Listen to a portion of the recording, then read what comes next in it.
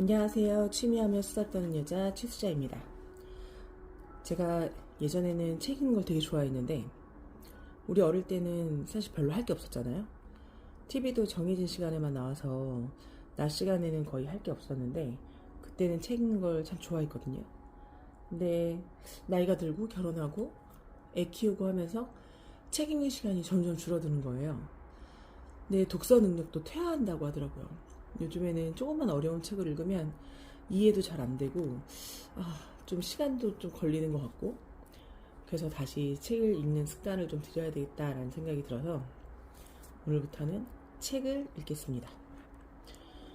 요즘에 타이탄의 도구들이라는 책을 읽고 있는데 시작한 지 얼마 안 됐거든요. 오늘은 멈추었던 그 자리부터 시작해 보겠습니다. 레드팀을 이끌어라. 마크 앤드리슨은 URL, HTTP, 초기 HTML 표준을 만든 팀 버스너리 같은 선구자들과 함께 현대 인터넷의 창시자로 꼽힌다. 그가 제품을 내놓을 때마다 세상은 바뀌었다. 첨단 디지털 시대를 이끈 그보다 더 매력적인 아이콘을 찾기란 쉽지 않다. 그는 엄청난 영향력을 발휘한 모자이크 브라우저를 개발했고 넷스케이프를 공동 설립했다. 넷스케이프는 훗날 42억 달러의 AOL에 매각됐다. 그 뒤 마크는 라우드 클라우드라는 회사를 만들어 이를 옵스웨어라는 이름으로 휴렛패커드에 16달러를 받고 팔았다. 그는 10억 명 이상의 사람들이 사용하는 소프트웨어를 만들고 수십억 달러 규모의 기업을 다수 설립한 아주 드문 인물 중 하나가 되었다. 현재는 앤드리슨 호워츠라는 벤처 캐피탈 회사의 공동 설립자 겸 무한 책임 사원으로 일하면서 지구상에서 가장 영향력 있고 지배적인 기술 투자자로 평가받고 있다. 가격을 올려라. 그는 샌프란시스코 한복판에 광고판을 세운다면 어떤 내용으로 그 광고판을 채울 생각인가? 라고 물었다. 그는 이렇게 답했다. 한 줄이면 충분하다. 가격을 올려라. 사업에 실패한 사람들은 곧잘 후회하곤 한다. 자신의 제품과 서비스가 제 가격을 받지 못했다고. 고객의 지갑을 열려면 무엇보다 가격이 저렴해야 하기 때문에 신제품 개발과 마케팅 비용을 감당할 수 있는 수준의 가격을 책정하는 건 불가능한 시대라고 그들은 굳게 믿고 있다. 하지만 마크의 생각은 다르다. 당신이 뭔가 팔아서 돈을 벌고자 하는 사람이라면 반드시 한 가지를 머릿속에 새겨야 한다. 사람들이 내 제품을 사지 않는 건 더 많은 돈을 지불하고서라도 내 것보다 더 좋은 것을 사려고 기다리는 것이다. 그러면 문제의 정의가 달라질 것이다. 당신의 물건이 비싸서 안 사는 건 아니다. 더 좋은 것을 사려는 것뿐이다. 마크는 가격을 충분히 올려야 한다고 생각한다. 가격을 25달러로 할지 30달러로 할지를 고민하는 건 아무 의미가 없다. 파는 사람이 제값을 받고자 한다면 사는 사람 또한 제값을 치르고자 한다는 것이 그의 풍부한 경험에 바탕한 장사 철학이다. 그는 이렇게 말했다. 나는 두 가지 성공에 대한 원칙을 갖고 있다. 첫째, 사람들이 무시할 수 없는 실력을 갖춰야 한다는 것이다. 둘째, 무엇이든 물건을 만드는 사람은 반드시 똑똑해야 한다는 것이다. 저도 이런 경험이 있는데 저희 아버지가 어릴 때 사업을 하셨거든요. 물론 크게 망해서 그 뒤로 되게 힘들었지만 저희 아버지가 되게 좋은 제품을 써서 되게 좀 약간 비싼 가격에 설치를 해주시는 그런 사업을 하셨어요. 그런데 그때는 좋은 것에 대한, 그러니까 비싸고 좋은 것에 대한 그런 인식이 부족했던 건지 모르지만, 물론 사업이 망하신 거는 고객이 없어서가 아니라 사기를 당해서 망하긴 하셨지만, 저도 그 얘기를 어릴 때부터 듣고 자라서 가격이 비싸면 안 되나? 이런 생각을 좀 많이 했던 것 같아요. 그래서 지금 제가 하는 일에도 늘 가격을 책정할 때 되게 고민이 되고, 그래서 가끔은 이 일을 따기 위해서 마이너스임에도 그 일을 따려고 그냥 강행하는 경우가 있어요. 저도 좀 반성을 해야겠네요. 똑똑한 사람들을 어디에서 찾을 것인가? 성공을 위한 마크의 가장 큰 노력은 가장 똑똑하고 실력을 갖춘 인재가 물건을 만들게 하는 것이다. 그런 인재들은 어디에 존재할까? 마크에 따르면 그들은 어디에나 존재한다. 그들은 오라클, 세일즈포스닷컴, 어도비, 애플, 인텔 등의 회사에서 일하고 있다. 아니면 맥도날드 매장에서 아르바이트를 하고 있다. 보험사나 은행에서 일을 하고 있다. 어디서 뭘 하고 있든 상관없다. 마크는 이렇게 말했다. 중요한 것은 그들이 회사에서 퇴근해 무엇을 하느냐다. 우리는 그들의 낮 시간에는 관심이 없다. 10중 8구 그들은 돈을 벌기 위해 회사에서 시키는 일을 하고 있을 테니까. 우리가 집중하는 건 그들의 취미가 무엇이냐는 거다. 밤 시간과 주말에 그들이 매달려 하고 있는 일이 무엇인지를 끈질기게 추적 관찰해 정보를 얻는다. 뭔가 우리가 전혀 생각지 못한 흥미로운 일을 하고 있는 사람, 그 사람이 우리에게 엄청난 돈을 벌어다 줄 사람이다. 여기 취미 얘기가 나오는데 전에는 생각하지 못했던 건데 취미라고 하긴 좀 그렇고요. 시간을 때우는 일들, 그런 일들로 버려지는 시간이 되게 많은 것 같아요. 저도 요즘에 좀 빠져있는 게임이 있어서 그 게임을 붙잡으면 1시간 그냥 훌쩍 가거든요. 근데 책을 읽으려고 하면 그 1시간이 굉장히 힘들더라고요. 게임을 좀 줄여야겠습니다. 철저하게 부숴줄 힘이 필요하다. 마크의 회사에서 가장 스마트하고 똑똑한 직원들은 모두 별도의 의사결정 투표나 합의 없이 계약을 체결할 수 있는 권한을 가진다. 어떤 프로젝트나 계약을 가장 가까운 거리에서 담당해온 사람이 그 일에 대해 가장 잘 알고 가장 잘 성공시킬 수 있는 가능성이 크다는 믿음에서다. 다만 마크는 레드팀을 고용해 그들을 테스트한다. 레드팀은 기업이 직면할 수 있는 다양한 상황을 시뮬레이션을 통해 객관적으로 사전 예측하고 취약점을 포착해 전략을 재검토하고 대안 분석을 통해 의사결정자에게 새로운 통찰력을 제공하는 역할을 한다. 그는 이렇게 말했다. 처음엔 레드팀 운영이 어려웠다.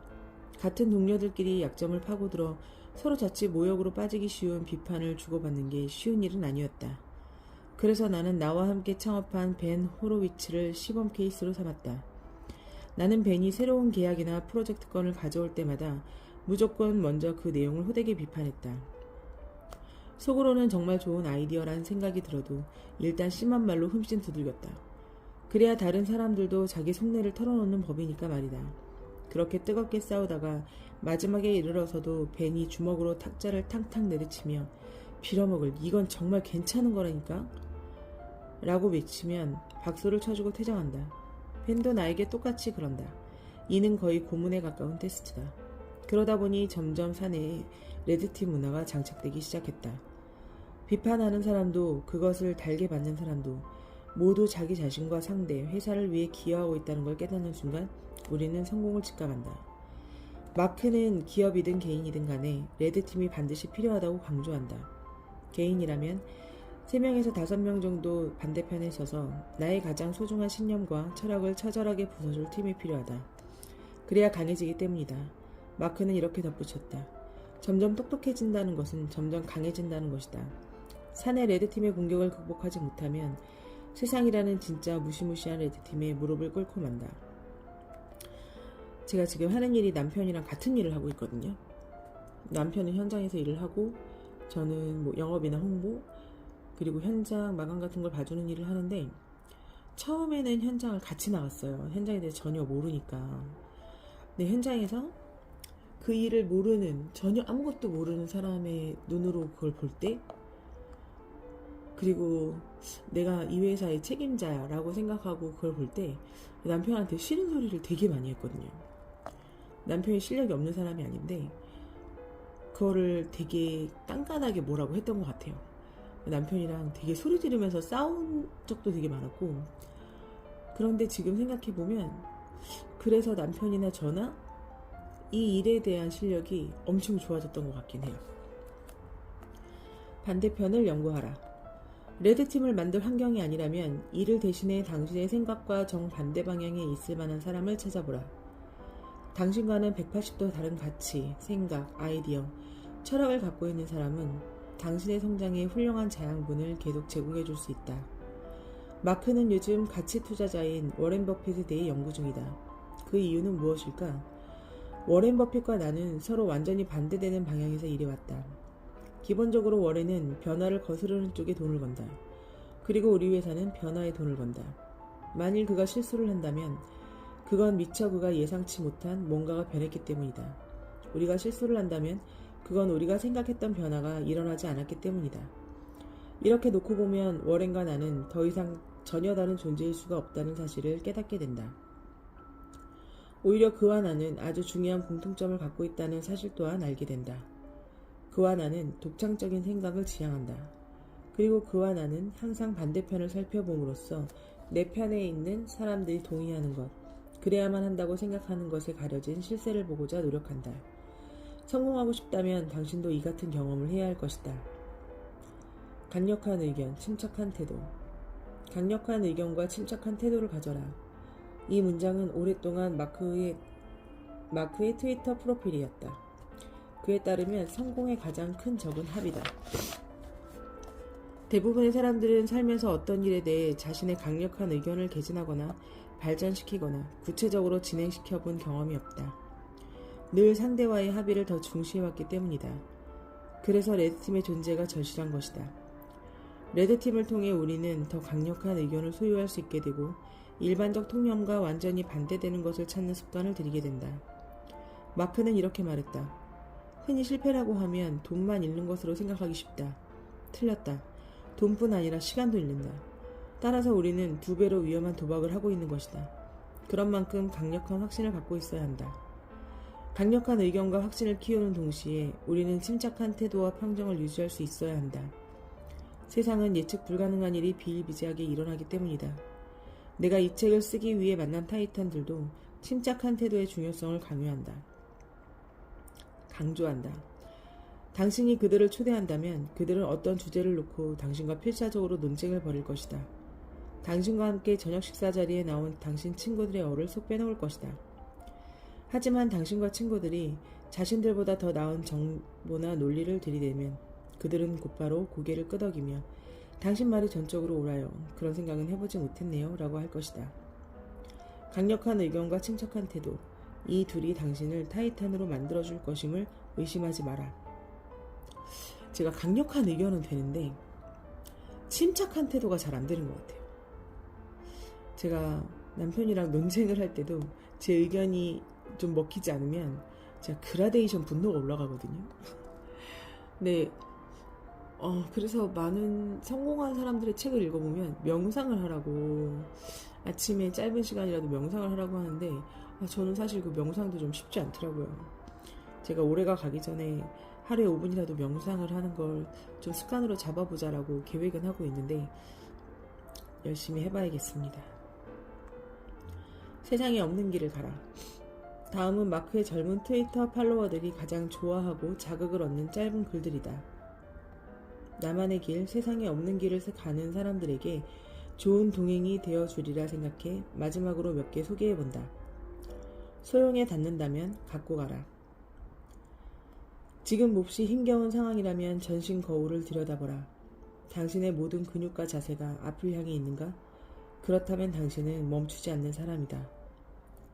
내 목표는 빨리 실패하지 않는 게 아니다. 장기적으로 성공하는 것이다. 이 둘은 하늘과 땅만큼 서로 다르다. 아무도 모르는 걸 나만 아는 것이 독창성이 아니다. 독창성은 아주 소수의 사람들만이 아는 것이다. 반짝 성공에 그치는 이유는 하나다. 한번 성공하고 나면 이봐, 지금 내가 갖고 있는 아이디어가 얼마나 시시한 줄 알아? 라고 말해줄 사람들이 사라지기 때문이다. 폭락을 예측하려던 투자자들이 잃은 돈이 폭락 자체로 사라진 돈보다 훨씬 많다. 저는 이 글 중에 와닿는 건 내 목표는 빨리 실패하지 않는 게 아니다. 장기적으로 성공하는 것이다. 이 둘은 하늘과 땅만큼 다르다. 한 번도 실패할 거라는 생각은 해본 적이 없어요. 언젠간 성공할 거니까. 아직 성공이 오지 않았을 뿐 내가 실패한 건 아니다 라고 늘 생각하고 살거든요. 그래서 이 말이 좀 마음에 와닿는 것 같습니다.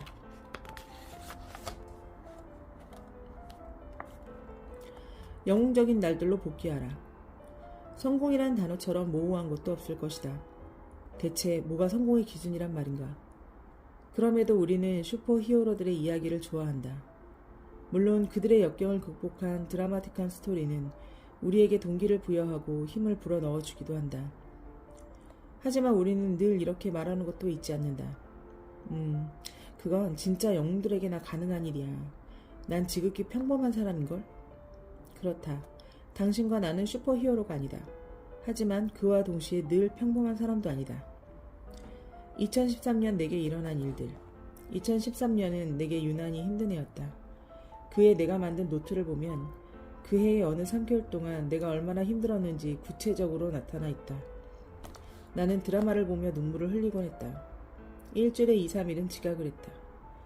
모든 걸 버리고 몬트리올이나 세비야, 아이슬란드로 탈출하는 것을 진지하게 고려했다. 비관적인 생각을 떨치지 못해 난생 처음으로 심리치료사에게 상담을 받았다. 긴급한 업무가 있음에도 웹서핑을 하는데 시간을 썼다. 매일 카페인을 너무 많이 섭취했다.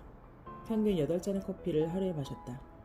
일주일 내내 똑같은 청바지만 입고 다녔다. 유난히 이 부분이 되게 마음에 와닿는 것 같아요. 예전에 한 8년 전쯤 심리적으로 엄청 힘들었던 때가 있었거든요. 물론 경제적으로도 그랬지만 그때 운전을 하다가 아이유의 무릎이라는 노래가 나왔는데 차 안에서 운전하면서 엉엉 울었던 것 같아요. 그만큼 힘들었었나 봐요. 근데 그리고 나서 다시 뛰기는 했지만 지금도 가장 힘들었던 때 하면 그때가 생각나는 것 같아요. 근데 사실 요즘에도 지금 이 저자가 얘기하는 것처럼 드라마를 보고 자꾸 울고 일주일에 2, 3일은 뭐 혼자 하는 일이니까 지각은 아니지만 아침에 좀 늦게까지 잘 때가 있어요. 그리고 다 때려칠까? 뭐 이런 생각이 들 때도 있고 그리고 막 해야 할 일이 있는데도 자꾸 딴짓을 하고 있는 저를 보죠. 되게 공감이 되네요. 그런데 말이다. 위와 같은 심한 강박과 조울증, 스트레스를 받았던 이 3개월의 마지막 8주 동안 나는 또 다른 노트에 다음과 같은 기록을 남기고 있었다. 소극적 소득이 20% 이상 늘었다. 꿈꾸던 집을 장만했다. 매일 아침 20분씩 하루도 빠지지 않고 명상을 했다. 여기 명상 얘기가 또 나오네요. 이렇게 꾸준히 할 수 있었던 건 처음이었다. 한 달 사이에 카페인 섭취량을 거의 0으로 줄였다. 불우 아동을 돕는 자선기금 캠페인을 통해 10만 달러를 모았다. 지난 10년간 체결한 계약들 중 가장 흥미로운 비즈니스 계약을 성사시켰다. 근육량이 9kg 정도 늘었다. 조울증은 기업과 생활의 일부분일 뿐이란 사실을 새삼 깨달았다. 가까운 사람들에게 더 친근한 느낌을 갖게 되었다. 이 부분을 보니까 희망이 생기네요. 어떻게 이럴 수가 있었을까? 거의 같은 시기에 이처럼 완전히 상반되는 일들이 내 삶에 있었다니. 결론은 앞에서도 말한 바와 같이 하나다. 슈퍼히어로들은 존재하지 않는다. 다만 때로는 영웅적으로, 때로는 평범하게 살아가는 걸 반복하는 사람들이 존재할 뿐이다. 내가 만난 타이탄들은 대부분 다양한 자멸적 습관과 혼잣말을 중얼거리는 버릇을 갖고 있었다. 그럼에도 그들은 기어이 대단한 일을 해내는 신경질적인 존재였다. 마크 앤드리슨과 에어비앤비 CEO 브라이언 체스키는 내게 1995년 스티브 잡스가 했던 말을 들려주곤 했다. 아직 큰 성과를 거두기 전인 넥스트에서 일하던 시절, 잡스는 한 인터뷰에서 이렇게 말했다. 단순한 사실 한 가지만 깨달으면 인생의 폭이 훨씬 넓어질 수 있다. 그건 바로 우리가 일상이라고 부르는 건 모두 우리보다 별로 똑똑할 것이 없는 사람들이 만들어낸다는 사실이다. 그리고 우리는 그걸 바꾸거나 거기에 영향을 미치거나 자신만의 뭔가를 만들어 타인이 좀 더 지혜롭고 편하게 사용하도록 할 수 있다. 이 사실을 깨닫고 나면 다시는 세상이 예전 같지 않을 것이다. 이 말은 좀 천천히 깊이 생각해 봐야 될 것 같아요. 이 사실을 깨닫고 나면 다시는 세상이 예전 같지 않을 것이다 라고 하는데 위에 그 사실을 제대로 깨달았는지 모르겠어요. 이 깨닫다라는 말이 알았다, 배웠다 뭐 이런 말하고는 다르잖아요. 그 안에 있는 어떤 의미를 내가 느끼고 진짜 머릿속에서 알게 되는 것. 깨닫다라는 말이 좀 새삼스럽게 오네요. 바로 뒤에 그 말이 나와요. 잡스의 이 말은 천천히 곱씹어 볼만하다. 큰 성공을 거둔 사람들은 생각보다 뛰어난 사람들이 아니다. 그리고 꿈을 위해 노력하고 있는 당신과 나는 생각보다 뛰어난 사람들이다. 이걸 깨닫고 나면 다시는 세상이 예전 같지 않을 것이다.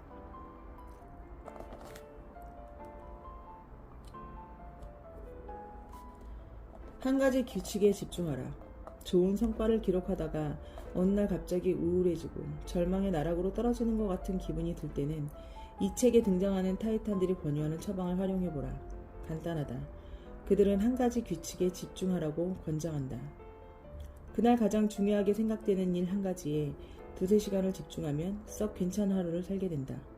슬럼프 탈출에도 효과 만점이다.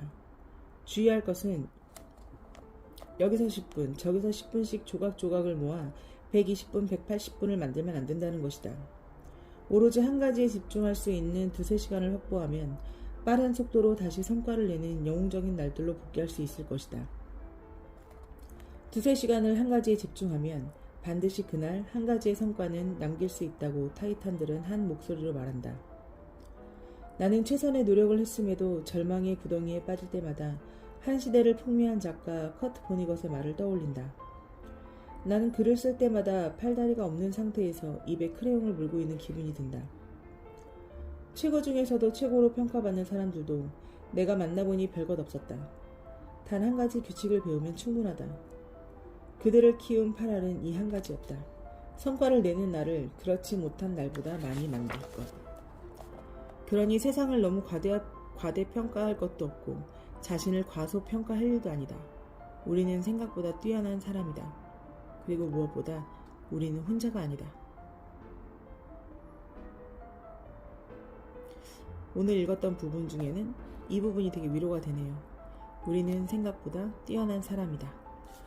저는 책을 전문적으로 읽어주는 북튜버도 아니고 이거를 전문적으로 책을 전문적으로 읽어주는 사람도 아니어서 제가 책을 읽으면서 좀 버벅대기도 하고 이렇게 말끔하게 난 책만 듣고 싶은데 이렇게 생각하신 분들한테는 좀 안 맞을 수도 있어요. 그냥 제가 책을 같이 읽으면서 거기서 제가 느낀 부분들을 조금씩 얘기하고 그런 방송이 될 것 같습니다. 오늘은 여기까지 할게요. 안녕.